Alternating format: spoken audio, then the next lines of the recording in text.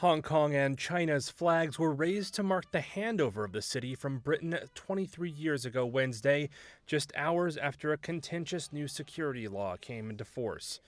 It will mean up to life in prison for those convicted of crimes of secession, subversion, terrorism, and collusion with foreign forces.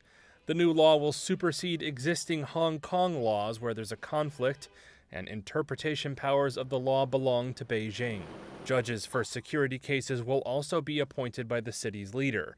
Today, that's Chief Executive Carrie Lam, who said the law was the most important development since Hong Kong's return to Beijing. It is a historical step to perfect Hong Kong's safeguarding national security, territorial integrity, and a secure system. It is also an inevitable and prompt decision to restore stability in the society. Authorities in Beijing and Hong Kong have repeatedly said the legislation is aimed at a few, quote, troublemakers and will not affect rights and freedoms.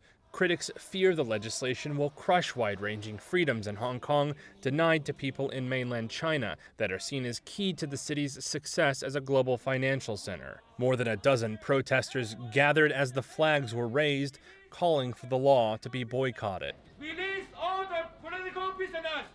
Ousted lawmaker Longhair Lung Kwok Hung was there, rallying with Avery Ng, Secretary General of the League of Social Democrats. In the future, we may never see a million people on the street again, not because we are satisfied with the government, but just because we are now living in fear. But I still have hopes and do believe in Hong Kong, especially the younger generation, that we will keep on fighting and despite the police ban or even despite the national security law. Authorities have barred an annual handover march set to be held later on Wednesday. Last year's July 1st march ended with hundreds storming the city's legislature to protest a now scrapped bill that would have allowed extradition to mainland China. It evolved into calls for greater democracy and paved the way for Beijing to directly impose the national security law on the city.